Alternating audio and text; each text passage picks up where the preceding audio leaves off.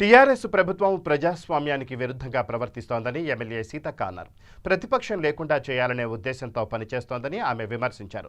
నిరుద్యోగ సమస్యపై మాట్లాడనివ్వలేదని, అలాగే వర్షాలు, ఫీల్డ్ అసిస్టెంట్లు, ప్రైవేటు టీచర్లు, చేనేత కార్మికులు, పేదల సమస్యలు, అనారోగ్య సమస్యలు ఎన్నో సమస్యలున్నాయని, కరోనా పేరుతో అసెంబ్లీని సమావేశాలను అర్ధాంతరంగా ముగించడం చాలా దారుణమన్నారు.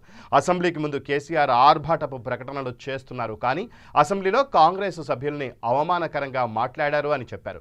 జీహెచ్ఎంసీలో కాంగ్రెస్ చేసిన అభివృద్ధి చెప్పనివ్వలేదని విమర్శించారు.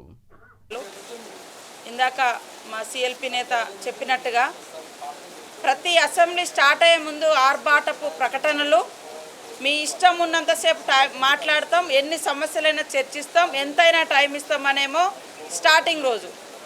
ఈరోజు చూస్తే జరిగినటువంటి 8 రోజులలో కాంగ్రెస్ ఇచ్చినటువంటి క్వశ్చన్స్ లేవు, 0 అవర్ మాకు ఇచ్చేది లేదు.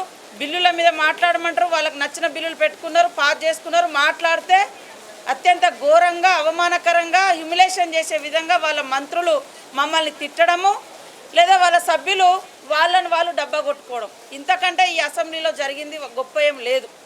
కాబట్టి ఆ రోజు కరోనా ఈ జరిగినటువంటి అసెంబ్లీలో మేము ఆ రోజు కరోనా గురించి మాట్లాడితే మాస్కులు లేకుండా పనిచేస్తాం, కరోనా రానియమని ఆ రోజు చెప్పిండ్రు.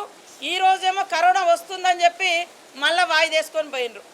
మరి ఈరోజు ఇక్కడ ఉన్నటువంటి స్పీకర్ గారిని, ముఖ్యమంత్రిని అడుగుతా ఉన్నాము, ఇంత జాగ్రత్తలు తీసుకుంటేనే దాదాపుగా 100 మందికి కరోనా వచ్చింది, మేము అసెంబ్లీని వాయిదేసుకుంటున్నాం నిరవధికంగా అని చెప్పిండ్రు.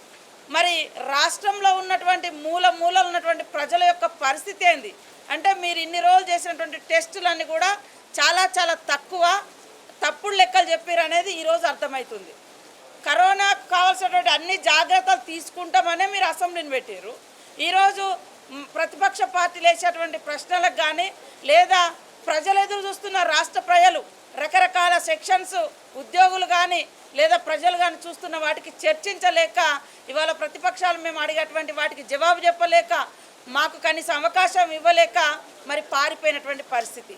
ఈరోజు మా సిఎల్పి నేత గారు అసెంబ్లీలో జిహెచ్ఎంసీ గురించి మరి చారిత్రాత్మకంగా కాంగ్రెస్ పార్టీ ఆధ్వర్యంలో జరిగినటువంటి అభివృద్ధిని చెప్తుంటే, వాళ్ళు ఇష్టం ఉన్నట్టుగా అవమానపరిచే విధంగా, మీకేం తెలియదు అనే విధంగా, అయ్యా మీకున్నట్టుగా బొమ్మిని తిమ్మి చేసేంత నాలెడ్జ్ మాకు లేదు, కానీ వాస్తవాలను కూడా ఒక్కొక్కసారి చెప్పలేనటువంటి వర్గాల నుంచి వచ్చినటువంటి వాళ్ళం మేము.